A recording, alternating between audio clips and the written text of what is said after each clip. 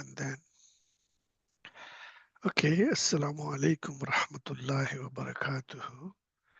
I'll share my screen as well so that you can see what I'm talking about. So, and Alhamdulillah nahmaduhu wa nasta'inuhu wa nastaghfiruhu wa nu'minu bihi wa natawakkalu alayhi. Dear beloved ones of Allah subhanahu wa ta'ala, we are all united here by Hablillah. Hablillah. Watasimu bihablillah. So that is the invisible rope which exists between us and Allah subhanahu wa ta'ala. So we are united under the canopy of Allah. We all here united as a part of the Mashraba community. We all united to drink the sharab or sharbat, the drink of heaven, which is in Quran. Allah subhanahu wa ta'ala said that in heaven there is a that Surah Muhammad ayat, that there is 4 rivers in heaven. Mathalul Bismillahir Rahmanir Rahim. Mathalul Jannat allati u'ida al-muttaqun fiha anharun min ma'in ghairi asinin wa anharun min labanin lam yataghayyar ta'amuhu wa anharun min hamrin ladhatin lisharibin wa anharun min asalin musaffa. So this is the 4 rivers, which are of course, honey, wine, milk. Anything in the Barzakh is knowledge for us. So we are here to drink that knowledge from those 4 rivers. So, yeah, I am excited to have that drink and mashraba with you. And yeah, if you do not come, of course, how can you have a mashraba? If you don't have together, you cannot find the even river, because as you know, Moses cannot meet Khidir until there is a Majmu al-Bahrain. 2 sea has to meet. So we need to meet in Barzakh to drink the honey, wine, milk, and pure water. And please, that's why I need companion, because Moses cannot go there on his own. He needed a companion. So you are my companion. So without any companion, no journey. That's why please don't desert me, because last meeting there was nobody. I was waiting for 15 minutes and suddenly Donna came, so we were able to talk. So this is why I will beg you, please don't desert me. With that note, I will start my presentation. Today's topic outline, brief review of last session. We'll briefly touch on it. Learning to read signs, Wajhullah, which is the Enneagram. Because Wajhullah is where Allah manifests and shows his sign. So his cosmology, the whole world in the universe is his face. And he shows his signs in his face, Aynama fatawalla, aynama tawallu, fathamma wajhillah. Whichever way you turn, you see his face. And what you see his ayat. So that's the one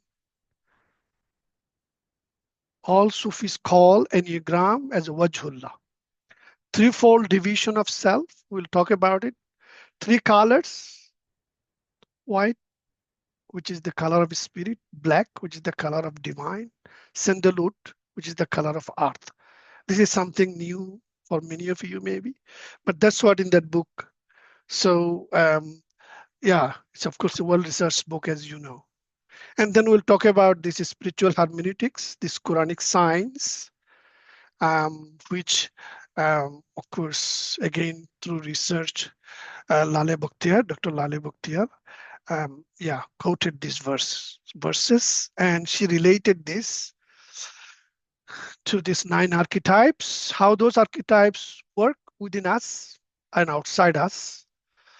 And we'll learn from that verse, and also we'll touch on briefly Ibn Arabic lens, Barzakh, and the corporealization of deeds.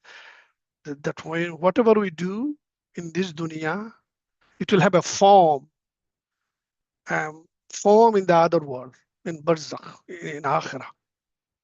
So in Ibn Arabic's schema, each prophet is a unique manifestation of divine name. So we'll touch on it. And then we have a brief discussion, spiritual alchemy, science of balance, and science of correspondence. How lead, tin, sulfur, mercury, those metals, what it has to do with our spiritual development. So briefly, I will touch on it. And also microcosmic versus macrocosmic correspondence, how Saturn, Jupiter, they help us in our inner development. So we'll touch briefly on it as well. So now the review, what we discussed last week, we actually discussed the center, how we have this line of spirit. Our center is as justice, when that's what we are seeking, that justice for our soul, our spirit. And these are the line of spirit. When our spirit is in this line, that means we are at peace. So we are going to talk about all those items what we have discussed. And so 3 things: wisdom, courage, self-esteem.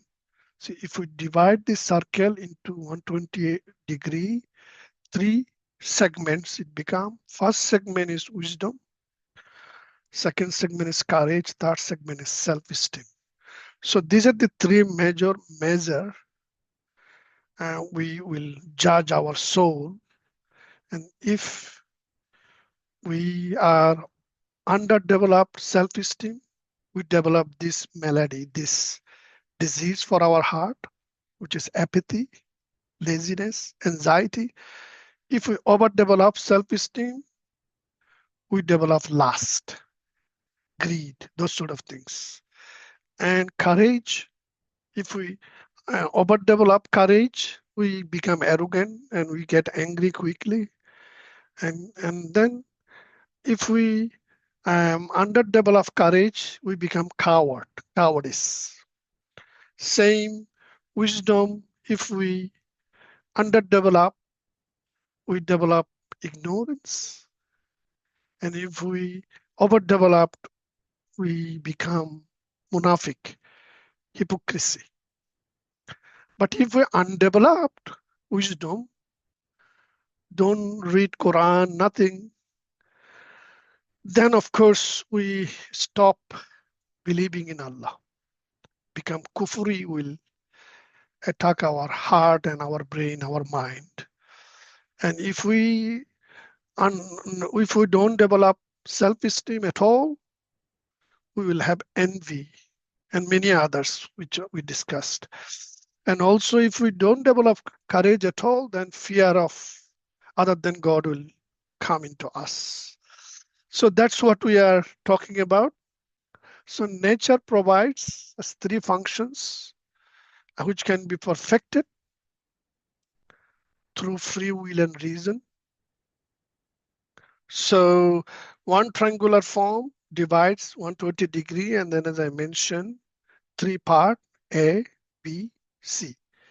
A is the attraction to pleasure, quwwatul shahwaniya, and then the avoidance of harm is the behavior, B, and the C is the cognition, which is of course wisdom.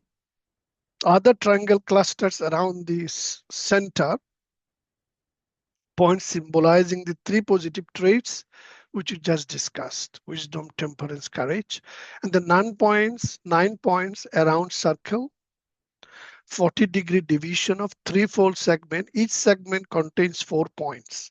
As you see here, as you see 3 part.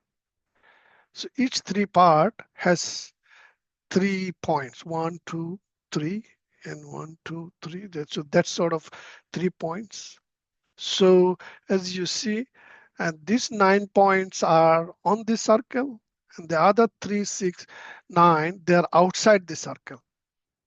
So because you are dividing a circle, which is a 360-degree by 9, each of them is 40-degree. Each of the angle is 40-degree. So anyway, this is just mathematical number you don't have to worry about. Threefold division of the self symbolizes 3 basic movements of the spirit. So, when you want to develop your spirit, you need to keep your spirit moving, ascending, descending, horizontal. So that is our journey. Within 24 hours, we wake up, we sleep, and then of course we need to walk and move around. So that is a lively person do. So we'll discuss all those, when we descend, why we need to ascend, and what happens when we do ascending, those sort of things. And as a part of our spiritual practice, what those ascending, descending, and horizontal movement, what it has to do with. Constant question of self. This is why, because we are in always motion, we just always ask ourselves, Kaifa haluka, what your hal? So you not only ask other friend when you meet them, but you, if you are a soul worker, you always have to ask yourself, this thought came, is it from Allah or is it from my ego? Those sort of haifa haluka. So constantly you have to be watching. Muraqaba, mushahada, muhasaba. These are the 3 things every day, every night you have to do. Of course, you need to find certain time, and Allah loves any good deeds in a specific time if you fix it, because Allah has fixed this 5-day prayer. That's the reason. So yeah, current state, movement, mulk, malakut, alam al-khayal, vertical, horizontal. This is where we are always moving, and this is what we needed to check our condition, our hal. 3 as a number of colors, threefold division of self, intellectual, emotional, volitional. Thinking, feeling, actions. Those are the things which manifest through this. Of course, our struggle is with reason and passions, and that's what we will discuss further. As you see here, the triangle, we will talk about 2 triangle. 3 as a number and as a triangle in geometry reflects fundamental conception of spirit, soul, and body, which makes up of creation. So as you know, these 3 things, spirit, soul, body, everything you see around you, even in the universe, even the earth, it has those 3 things. But of course, we may not know everything, but our focus is on our own self. Viewed alternatively as the 3 motions of the spirit, it evokes the acts of descent, ascent, and horizontal. So that's what the triangle, one is up and the other is go down and the other is horizontal. So this is the triangle, and that's the this motion. Passive, active, neutral. So this is the neutral, and this will be, of course, passive and active. Or maybe this is active because you're going against gravity. So 3 as traditional system of colors, white, black, and sandalwood. White is the integration of all colors, pure color, unstained, and it is unmanifested state. It is the color of pure light. That is the color of spirit before individuation. So when you send the light into a prism, all the color comes. So before all those color comes, one become many, the color is light. Color of light is white. And that's what our color of our spirit is. As it through white, as it through white, that color is made manifest. So through black, it remain hidden. So when white comes, it has a black with it, but black part we can't see. So that's what the Sufis understanding. Black pupil, we have a pupil which is black, center of eye, and because black is the veil of both internal and external vision, and black is the color of annihilation of self. That's why it is the cloak of Kaaba, you know, the Kiswa. It has a black color, mystery of being, the light of majesty, the color of divine. And Sandelwood is the color of the earth.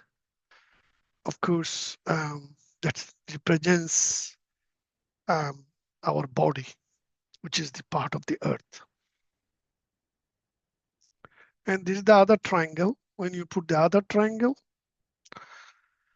and you see the other corners, and the first triangle, you see this corner. We discussed, of course, all these 9 vices, and we'll discuss about it in Quranic Surah as well. And this is the top segment, which is C, located into the brain. But as you know, brain is not only in the head, nervous system can be even in guts as well. So even in heart. So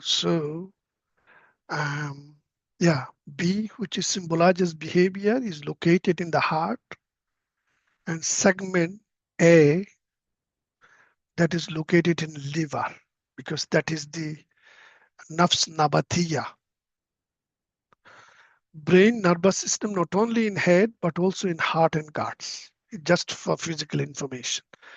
The struggle is between reason and passions. Reason and passions. So that is always, we have this struggle. If we don't use reason, reason will be used by the ego. And that's when passion can overcome you. So we'll discuss that, those 9 enemies of the heart, for the attention of the heart. So reason and passions, they both fighting to get the attention of the heart. Passions come from animal soul, nafs al-ammara, turn the heart away from consciousness by using willpower to serve the ego. So there's a fight between passions and the reason. Passions one, of course, to use the willpower. So to serve the ego, but you need to take control with your willpower so that ego is become the servant, not ego can become the master. That's what we always have to do.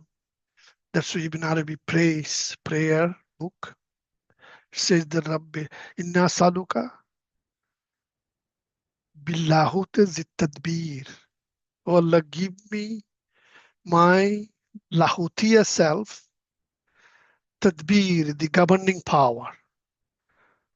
Nasute Zit Taskhir, my human self, subservient. So that's what the prayer is, so that the ego doesn't become the master.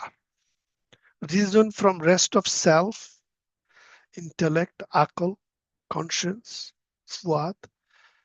So the reason is part of our self, the reason, and guides the spiritual hearts towards consciousness. So that's what reason does. This is why with our willpower, we have to take the control and use the reason when passion give us messages.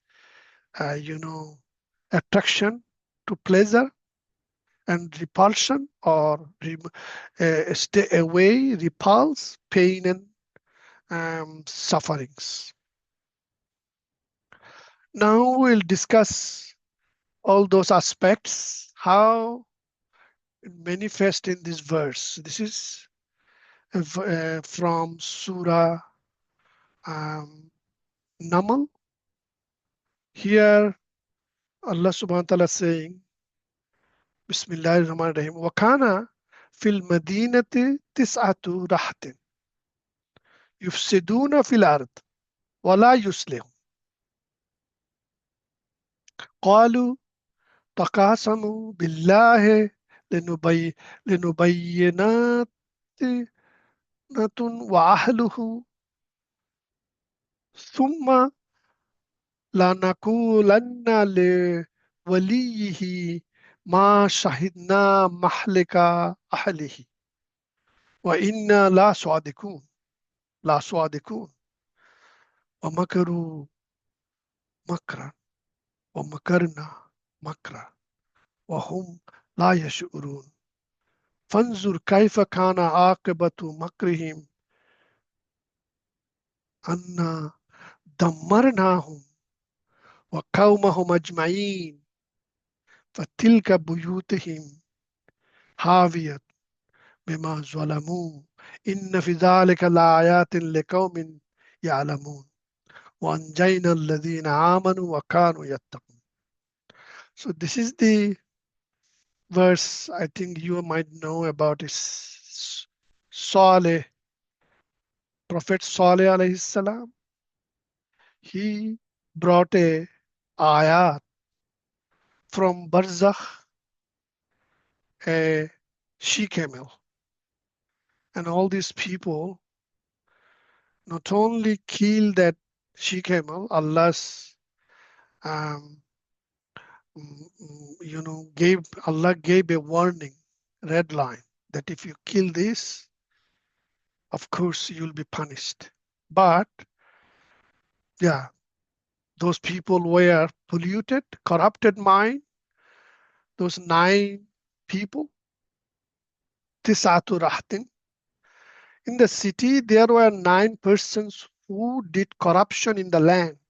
They said to each other, swear you one another by Allah, we will attack him. This is he's saying him here, Saleh. But of course, Sufi has other meaning. We'll add to it later. But this is the literal meaning. They attack him and his family by night. Then we will tell his protector, other members of the family, we were not witnesses of the destruction of his family, and assuredly we are truthful men, like Netanyahu's people, killing and saying that, oh, we are killing Amlak. So they plotted and planned, but we too planned while they were not aware. Behold, how was the end of their plan? For we destroyed them and their people altogether. Those are their houses, all fallen down because of the evil they committed. Surely in this is a sign for a people who have knowledge of the inner self. So this is what we want to become, knowledge of inner self. So there is a sign for us in this. So that's what we are going to understand what it is. We delivered those who believed and those who had piety. So this is one of the conditions. If we want to be knowledge of inner self, we need to be a believer, and also we need to have piety, the taqwa. That's what our objective. So now let's talk about hermeneutics, the interpretation of Thamud nation. Thamud is the nation, is the people actually. They're in Saudi Arab somewhere. Their historical biblical place where this community used to make houses carving inside the mountain, and they are the Thamud were prosperous people known for carving homes into mountains, yet they were spiritually barren because, as you saw, their people didn't listen to the prophet. Samad, Tha, Samad meaning the little water, evokes both physical scarcity and metaphysical drought. Basically, those people were called Samud because they didn't have a lot of water. So this physical need of water caused them, of course, scarcity, but not only they have this water in their life, their soul was also in drought. That's what Ibn Arabi and also the tafsir I am quoting is Kashani. Kashani is quoting that way. And this little water he mentioned in this footnote in this chapter, if you look at it. So 9 corruptors, the 9 persons symbolize entrenched egoic archetypes. This is, of course, Lale Bhakhtiar finding it. There was some reference to it in Kashani, but the terminology I'm using is from Lale Bhakhtiar. Leaders of moral decay who conspire in darkness. Their oath by God is ironic, invoking the sacred to commit, of course, this conspiracy basically. Now we will discuss about these 9 archetypes, Sufi Enneagram. Sufi Enneagram psychology as adopted by thinkers like Lale Bhakhtiar. 9 types represent egoic distortions of divine attributes. The 9 persons can be interpreted as these types. When unhealed, these vices are unhealed, they form a collective pathology, what Ibn Arabi might call a shadow constellation in the imaginal realm. So when, of course, you're doing bad deeds, you're creating those bad form in your imaginal world, in your Barzakh. As you know, his father was reading Surah Yasin and he was sick. Ibn Arabi was sick, but Surah Yasin came as a strong fighter and removed all these enemies and healed him. So because good deed was done by his father. So that's what happens when all these people who are doing all those bad deeds, they are creating, of course, harm for themselves. And this is what those 9 vices, which, of course, and the 9 points in Enneagram, we have shown them, of course, the thing mentioned, not exactly this particular one. Hypocrisy is one of the number 1. Number 2 is cowardice. So if fear is there, and then of course, when you have a underdevelopment of courage, you have a fear. Overdevelopment of courage is anger. So anger is there. And then fear of others other than God. That is the one if you undevelop courage. And then pride, which is, of course, arrogance. And that is also part of the overdevelopment of courage, or it can be overdevelopment of self-esteem. And then deceit, envy is the undevelopment part of self-esteem. And then avarice, gluttony, all these things are related to affect self-esteem. And temperance. And the last, sloth. Sloth is the moral complacency, which is of course part of apathy. So all these 9 people has 9 different egoic vice, and they got corrupted. Their soul is corrupted. They became rigid in moralism. They think they know what is right. Nobody else know. Just like, the um, Netanyahu Zionists, they think they are God's chosen people. They are the self-righteous people, so they have the right to kill everybody. So, and the pride, manipulative care, masking, control. So if you have a pride, that's what you do. And deceit. So if you are deceitful, you will start doing all this. We are truthful men. That's what you saw in the Quran. They said. So they were, of course, not believing She Camel and Saleh. And Saleh, of course, you know the name, divine name. He manifests. I'll come to it in a minute. And then envy, undermining the prophet's uniqueness. The prophet Saleh, he came a unique message of oneness, message of wahdaniyya. And they just, wanted to undermine it. And avarice, holding power, withholding the truth. So they are the ones saying that we are the might is right. And then of course they want to create fear or shock and awe, paranoia leading to preemptive violence. That's what this current regime is doing everywhere. Preemptive strike.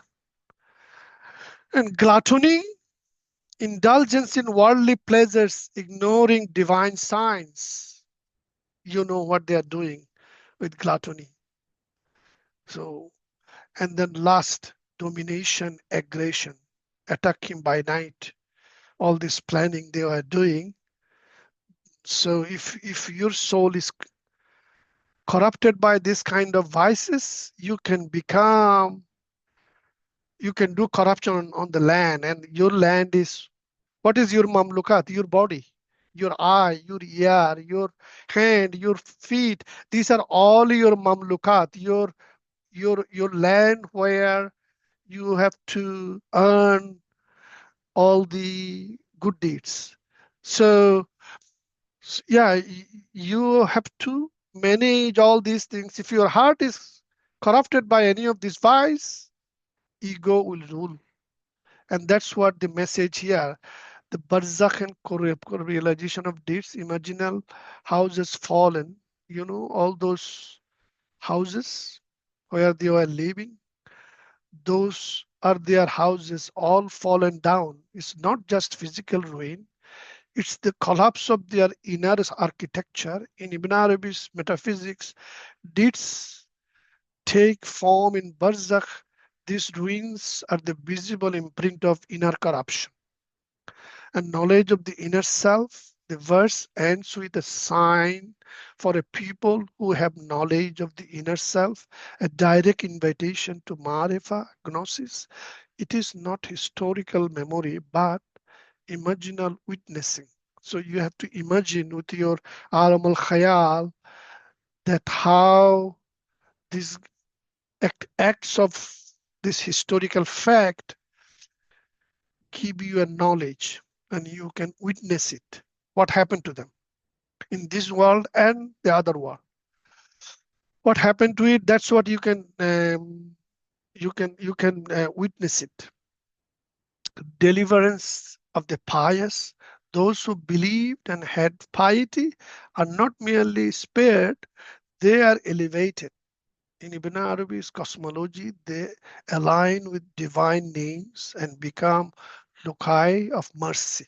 So they received all the mercy. So that's what that verse is saying. And then further, Barzakh is the liminal mirror of deeds. In Ibn Arabi's eschatology, Barzakh is not merely a metaphysical waiting room. It's just not an intermediate wall only. It's just sitting there for us to go and live there until Qiyamah comes. That's what most people, I used to think that way. because that's what we were told. But Ibn Arabi is saying no. It's not merely a metaphysical waiting room between death and resurrection. It is a mirror that reflects the inner reality of the soul. It's even now, every night we go there in our dream when we go to sleep. Deeds are not abstract records. They become corporealized forms in the imaginal realm. Alam al-Misal, the fallen houses of Samud, then are not just ruins. They are the symbolic projections of inner collapse, visible in the imaginal geography of Barzakh. So this is the message Allah is giving us through that verse. Nine corruptors plot is a psycho-spiritual act that manifests as destruction in imaginal realm. Their denial, we are truthful man, is a distortion of the divine name al-Sadiq, the truthful, which in Barzakh becomes a grotesque parody. The phrase we too plan, makaru wa makarullah, is not deception but divine unveiling. So Allah is not doing deception to them or to us. Allah is telling us, He's giving us a justice, metaphysical justice of mercy reveals. And so it's a hidden mercy and justice revealed by destroying them. And when they are plotting, Allah is also plotting at the same time to bring that justice.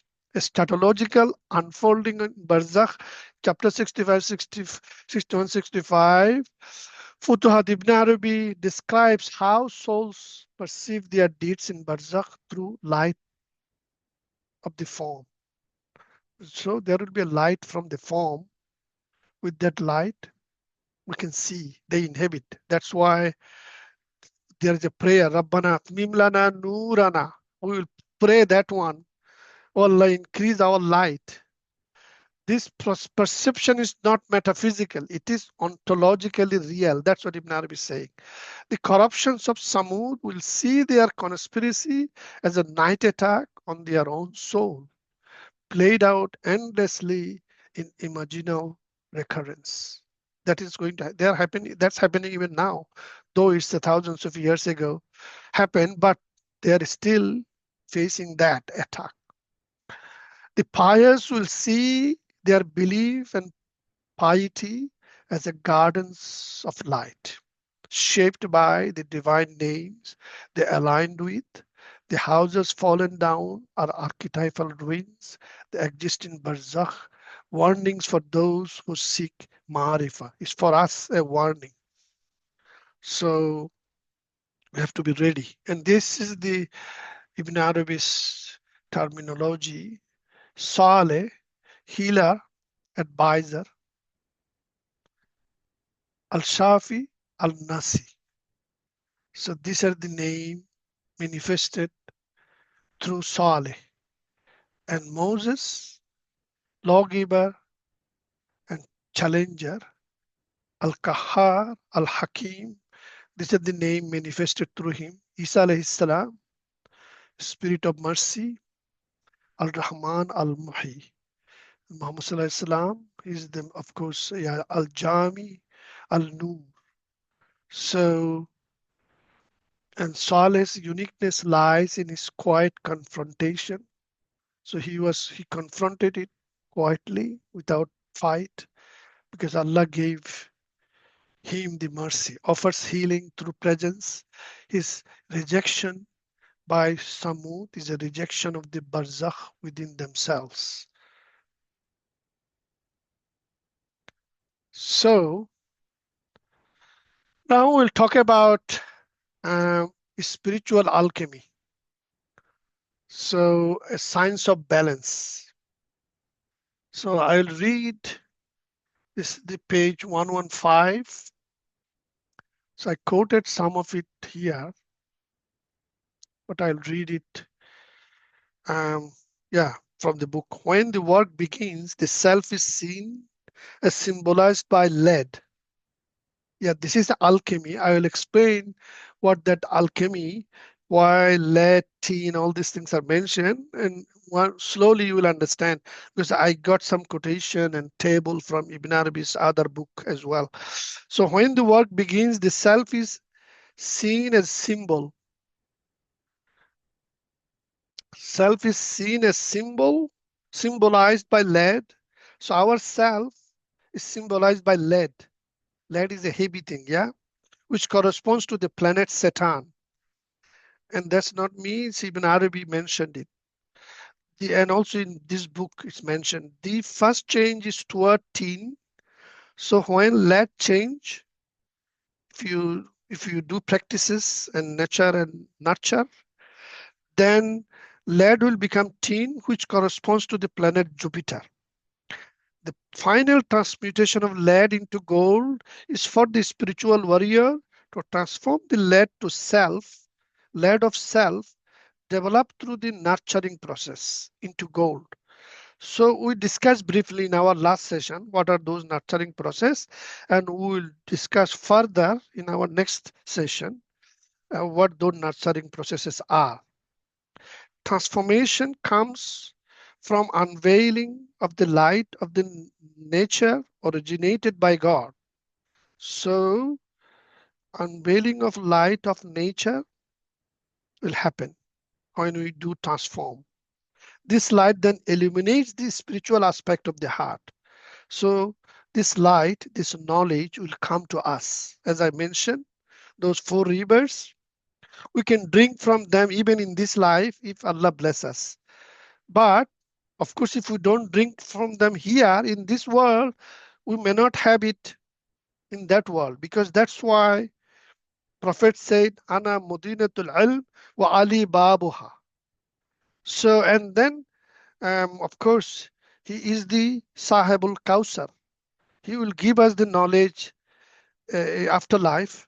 But of course, he asks us to seek knowledge through him. That's why we are reading Ibn Arabi, because he is the inheritor, Warasatul Anbiya.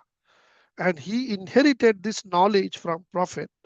And we are seeking that knowledge by, you know, by doing yusleh, the reforming of our, transforming our corrupted soul to become enlightened. All the spiritual warriors may begin the process through self-help, which what you are trying to do, and succeed at least in transforming from the lead to the tin of self, from Saturn to Jupiter of self, and then final stage of actually experiencing the gold within requires the direction of a master, who is the equivalent of the philosopher's stone. Yeah, our philosopher's stone or our master is of course Ibn Arabi, and everybody, whatever we are studying. Lale Bhaktiar can be our master too. Or if you have a sheikh who you have taken baya, yes, he will be guiding as well. So that's what he's saying. The final stage may require a master. That's what Lale Bhakti is saying in this book. But none of this can be done without the presence of God. So that Wajhullah, we need to be aware all the time. That's why Kaifa Haluka question you have to ask your soul, utite boshite, mani that standing, sitting, sleeping, you have to do zikr. The method of spiritual alchemy is based in cosmology rather than metaphysical or theology. The aspects of self which are made receptive to change by nature is the substance of the work.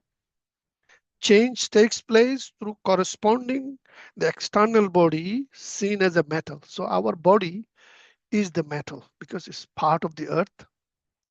So earth, and so it is part of the metal with internal psychological states. So of course, body is the metal, but internal has a formation as well. The very objectiveness required for the transformation shows spiritual warriors that it is a path of gnosis through the language of symbols or signs rather than love. So language of symbols and signs, which we will be seeing on the Enneagram. The main signs used in the alchemy are the hidden sciences of numbers, geometry, and letters. We will explain those later, but of course, we briefly explain numbers, how all those, 1, 2, 4, um, 5, 7, all those numbers on the circle. It has a meaning of different what vices are showing there. And accordingly, you have to take action. So that's part of our transformation to become lead to tin, tin to gold. At the beginning of the work, self-awareness is confused, unorganized, and heavy, much like a metal lead, which corresponds to the planet Saturn. So initially, yes, when I started reading this book, this is our 11th session. And before that, we had a 4th session, 15th session. Before, it actually was very heavy and unorganized for me, confused, but slowly I am getting there.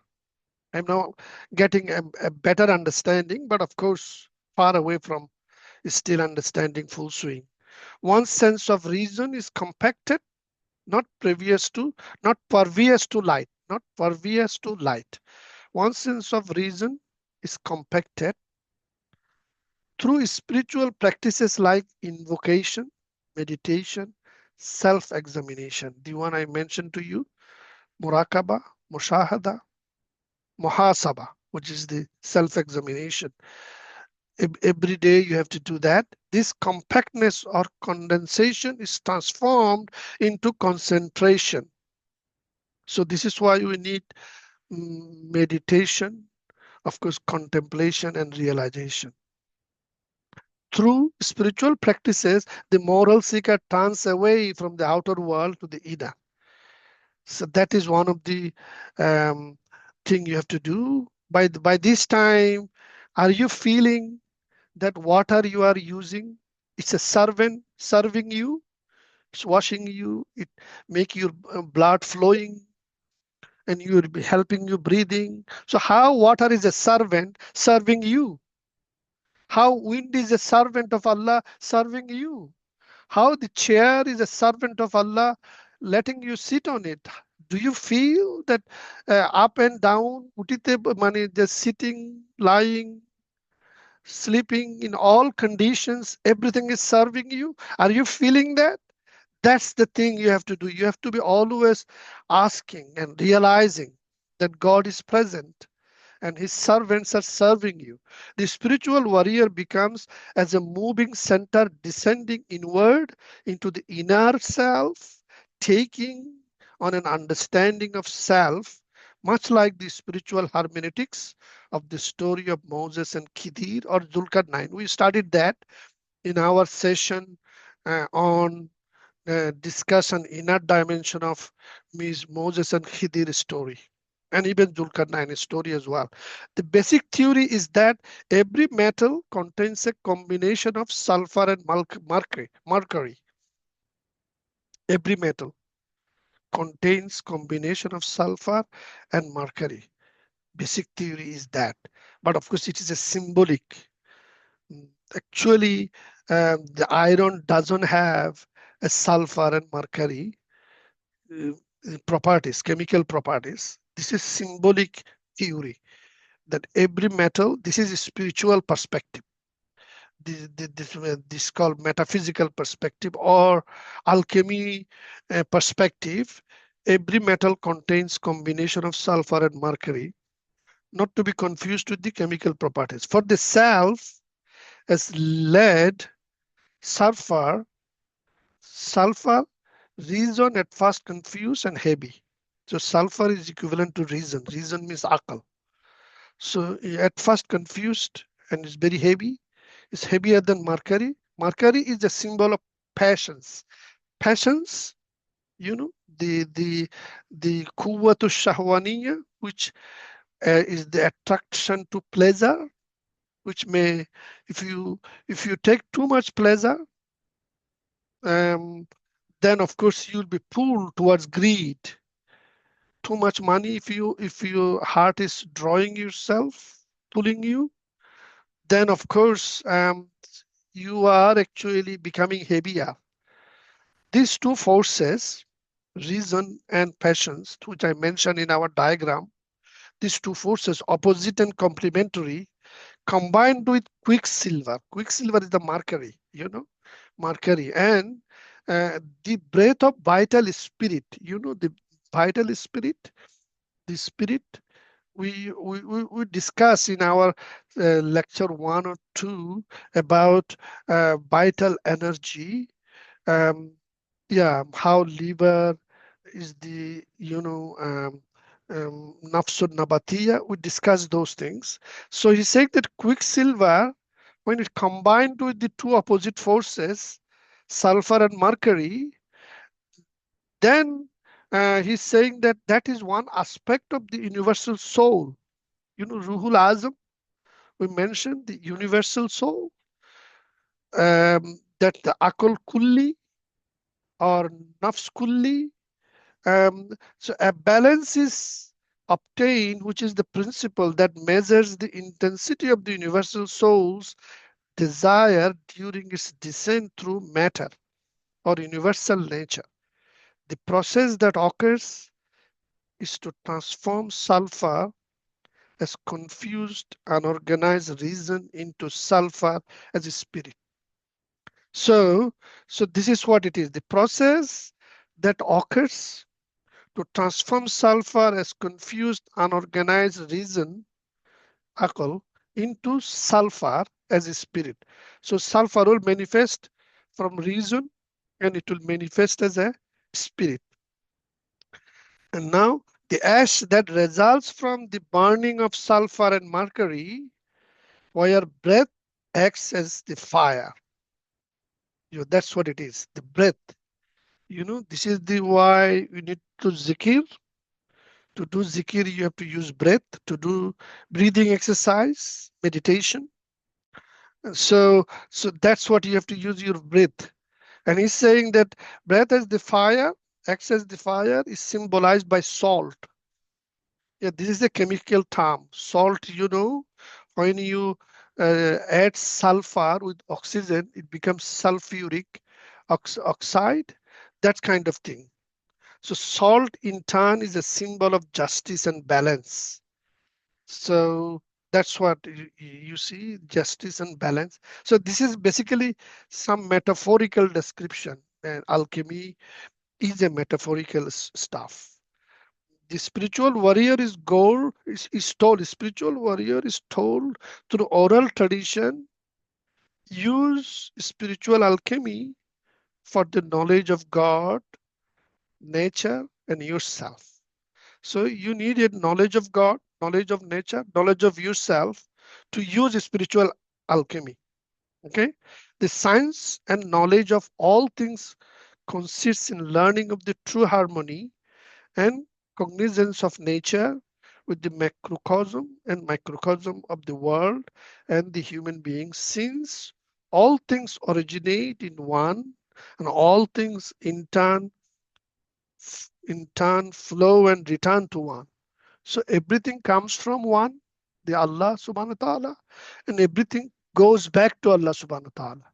So whatever you are seeing, eating, dining, seating, I am using everything, metals to make my day, everything is coming from Allah, going back to Allah.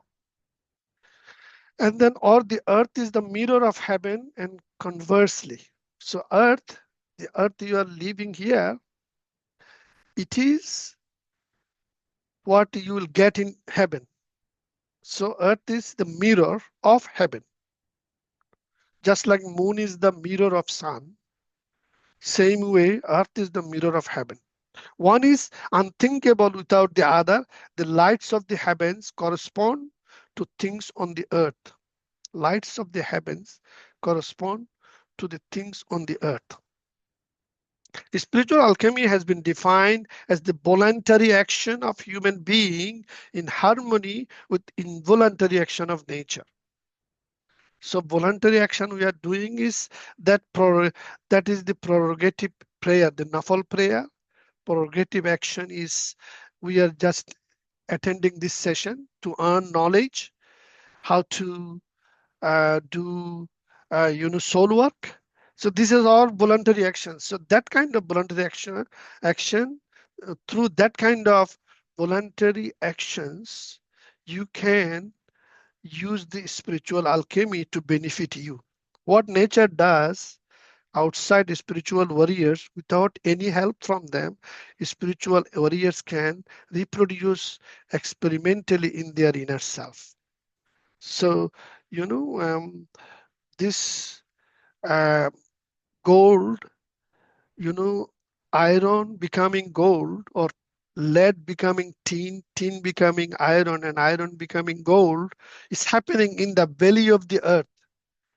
And how it is happening, Allah knows, because all other planets are helping it.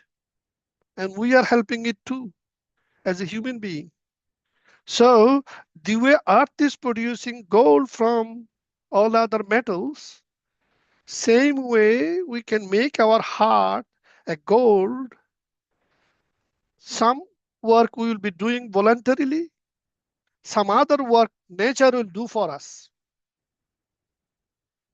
So this is what, just like that Quranic verse, this corrupted people did the corruption to their heart. As a result, they kill Shikemel and plotting to kill Saleh, but Allah killed them. And as a result, they killed their akhirah. Same thing will happen to us. If we do good, good things will happen to us. As the science of balance, spiritual alchemy is to bring the self into balance with the nature originated by God. By balance, the spiritual warrior means the essential harmony and equilibrium of things. In spiritual alchemy, for instance, the balance is between reason and passions, which is also true of psychoethics. The balance is between reason and developing the positive traits held in moderation, of dominating over the passions in a state of the moral reasonableness of religiously cultured monotheist, closest to the center of self, away from the periphery of self and one's negative traits. So anyway, I go back. I think we are almost there. So briefly, I wanted to discuss this, but of course we don't have a lot of time. But here, this diagram is in the book Alchemy of Human Happiness, Ibn Arabi, Futuhat, chapter 367, no, chapter 167, translated by Stephen Hartenstein. If you search internet, you might find a PDF of it. So from there, Appendix B, I took all this table. As you see there, fire, this prophet Adam, and the moon, and the metal is silver. And then Jesus' prophetic planetary sphere is Mercury, and metal is quicksilver. So it has a whole list of prophetic mapping with the planets. And same thing you will find here. Um, you see the higher world and the macrocosm and microcosm. So it is actually listed in that table, appendix page number 173 and 174. So as you see, higher world, this is the permanent Baka, and here being seated universal reality of Muhammad sphere of life, right? And then spiritual reality, Latifa, and Holy Spirit. So that is the one we are talking about, universal soul and Ruhul Azam, the supreme soul. And then all encompassing throne. This, we showed this diagram of the cosmological architecture from that book. I showed the whole diagram. If you check our session 2 slide pack, you will see that diagram. So the Arsho, and then all the sphere within the sphere, and then footstool, and then this Baitul Mamur, that the visited house, and that is the human heart. Human heart is the visited house, and the angels and Satan, faculty of knowledge. This is the one. Satan is the faculty of knowledge. Jupiter is the mushtari, power of memory. Our memory power that will come from there.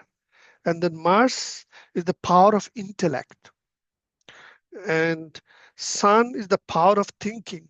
So all these things are there. And if you keep reading, you'll find then of course higher world is this world of inhabitants, permanence and annihilation. This is the one we are in now. So, and then spirit beings, faculties within human and animals, the perceiving part of our human.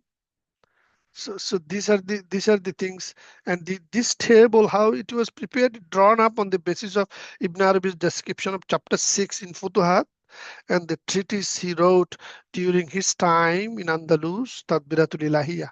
We are actually studying that Tadbiratul Ilahiyah currently in the Ibn Arabi Society Arabic, and Donna is actually managing and leading that um, session. If you are interested, you can come and join in that Arabic lecture if you understand Arabic. So this is one of the slide I wanted to show, but I didn't want to go further because I run out of time. So briefly, what actually I wanted to say was spiritual alchemy in Ibn Arabi's cosmology.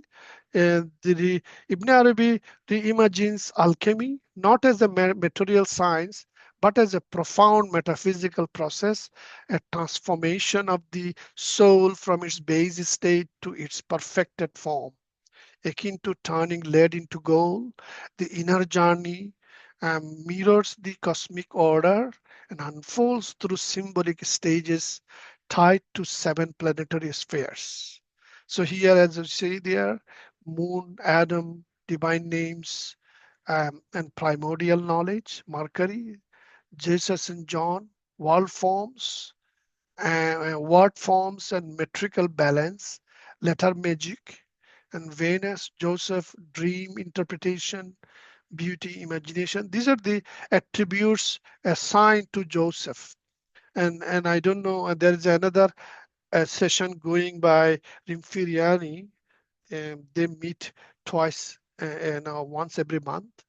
And this Monday, they will be reading. They are studying this Risala, Kitab Asfar, Kitab al-Asfar. So they are studying Joseph, so who is actually give us dream.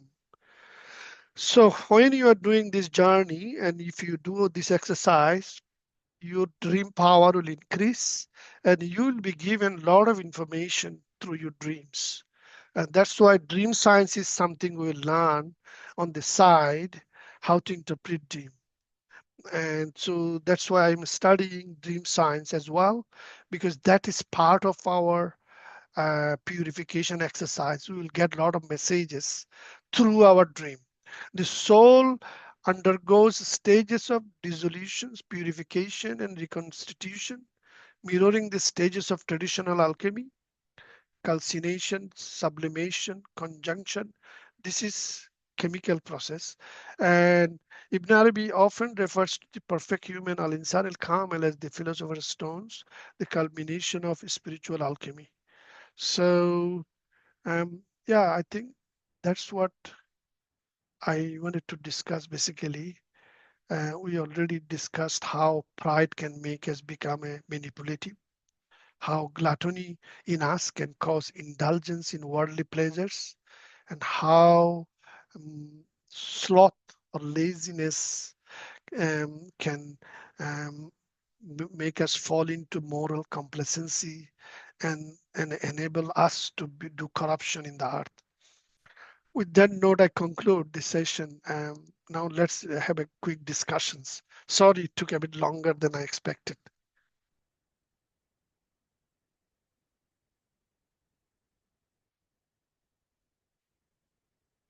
Are you guys with me or fallen asleep? Yes, I don't know. we are here. We're here. Okay, so It tell was me, what do you think? intense, What do you think? very powerful. Yeah, Thank you so I of much for course the went too time. fast and not very organized, but mm, No, you're very organized. It's really powerful. I think I'll have to go back and listen to it a couple of times to like get all what you shared because it's not you made it like for me it's like the way you explain it is makes it comprehensible, like understandable. But it is still I need to like revisit and um read and understand further, like deeper understanding. What stood out for me um, was the part where you were talking about the the verse that it was Surah An-Naml, yeah, Surah An-Naml, yes. how to use the example of those nine vices, the ego, Mm, like those people were representing like the archetype of those nine vices in human being, and then um also that what we do, like our actions. mm, So Barzakh is an active place. It's not like you go there and it's just doesn't nothing happens. It's a place of action, and our souls perceive our deeds in Barzakh through the light. So whatever we do or say creates a light, and then that's how we recognize each other through like yes. ontologically. Yeah, those are a lot of things I am learning myself as well, but it's beautifully explained in this book in Lale Bakhtiar and also Ibn Arabi's books because I have been reading it for a while. So as a result, those things are now making senses to me. Yeah. Everything coming together. But for Mm. me, it was just really a really powerful way where it says it's not just a metaphysical waiting room, because that's where what we think like when you die you're gonna go into Barzakh, and then Barzakh happens something after you die, or like Yeah. when you're sleeping. So it just like happens. So what if things happen to you? And what I understand from what you're sharing is that it's an active place, and when you go there, your spirit actually experiences things, so you will remember or not remember. But that's another, I think, topic that you ended with. Yes, it So is. It is actually because our soul goes there every night. yes, and then we experience and we have experiences and we have dreams. Some dreams are like good dreams, some like look like vision, you remember, some are scary. So this is like a whole new world. Like I don't know. I don't even know what to say about it, but I just did understand is that it's not something passive. It's not like just you go there and it's like close the doors, nothing is happening, come out, and then you start having life again. It's actually active. It's another world of being and reality that we are not aware of. Yeah, yeah, that's why even other planets, I didn't know how useful those other planets are for us because the Risala we are reading with Tim Firiani, there Ibn Arabi is explaining what Ibn Arabi, when he went in his Miraj, he went to all those planets and what sort of messages they gave to him. So, um, and he's saying that if in our meditation, if we do not do those kind of journey, ascent and then descent in our alam al khayal, and if we don't do crossover and go there through and do zikir with them, then those um, in those journey, ascending, descending repeatedly, if we do it, those can put a ta'sir on us. For example, Jupiter can give us power of memory. Saturn can give us, the faculty of knowledge. And Sun, if we ponder on it, and then if we, in our mind, if we travel to the Sun, our power of thinking will increase. So those sort of things I never knew before reading this book. Yeah.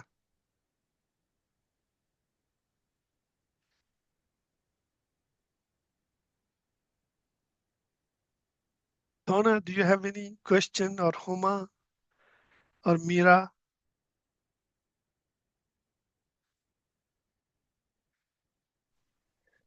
Yes. Assalamu alaikum, everyone. Thank you so much for the excellent lecture. And I apologize that I think this is the first lecture I'm attending. It always clashed with something I had to do, and then it's late at night since so many months. So I was just up right now, and I was able to attend. And so I don't, and I haven't read this particular text of Lale Bakhtiar in any depth, but with other bits and pieces of Sheikh al-Akbar, and it is amazing, and it's of a piece with the rest of his writing and his thoughts.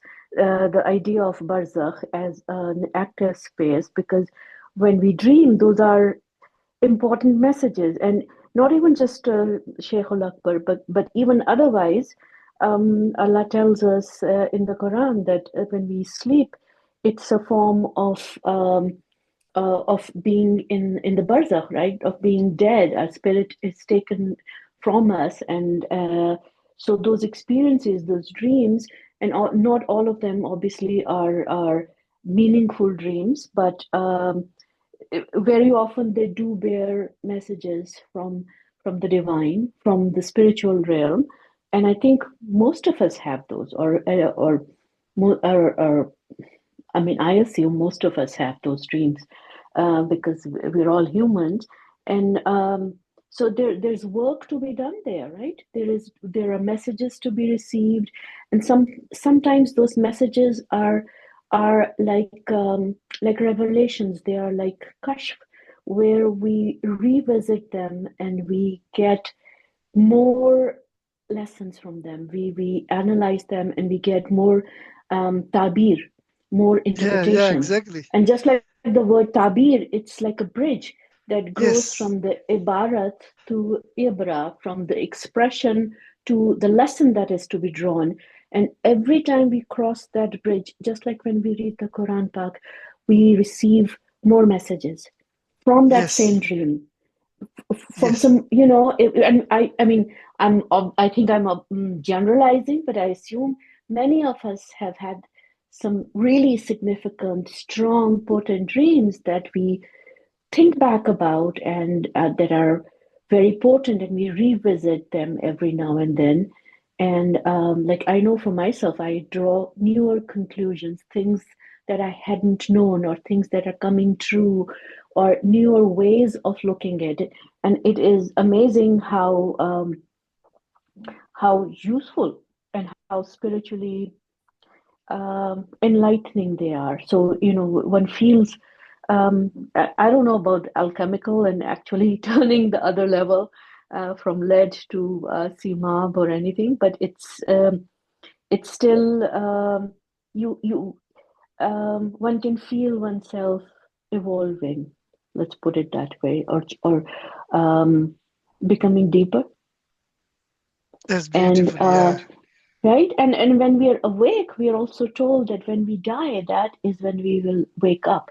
So even right now, when we think we are awake, is a form of sleep. So Yes. this sleep, which we are interpreting as we are in it, which is something I do in my dreams. I often have these lucid dreams where I kind of know I'm dreaming.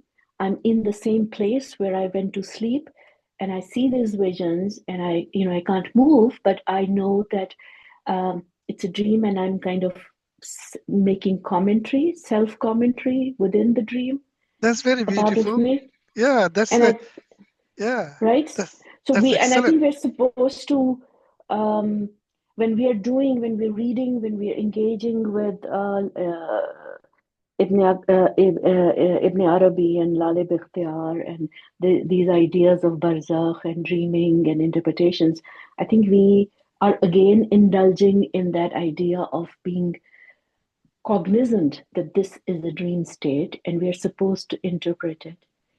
And whatever we do does have some symbolic reference to actually the hereafter, right? Because or the next life in the next realm, whether it's the barzakh or akhirah, but it has some relevance. So again, yeah, there are these levels of. And what was that film, Inception, where you had the dream within the dream within the dream? Yeah, I And think who that knows, was a that good person, one. Yeah, I have to look them up. They could have been inspired by Ibn Arabi and Islam and our, because I don't know of any other system of thought that has this idea of dream within a dream, or that the waking state is actually a dream. So that would be interesting to look at. But thank you so much, Professor, and for everyone else here. Bless you. Thank you so yeah. much. Many thanks for coming, and of course, keep coming. And I know the time was not very good for you, but hopefully, yeah, you'll find time. Inshallah, inshallah. Inshallah. Thank you so much. So Donna, do you have any question or comments?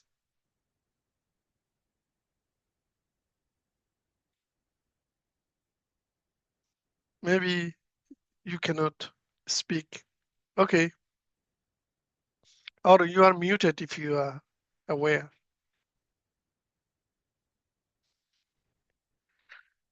Okay.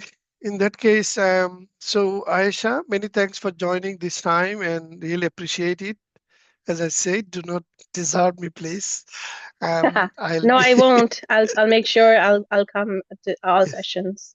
I okay. promise. Many thanks. Many thanks. Thank Okay, you. okay then, everyone. Many thanks. Assalamu alaikum wa rahmatullahi wa barakatuh.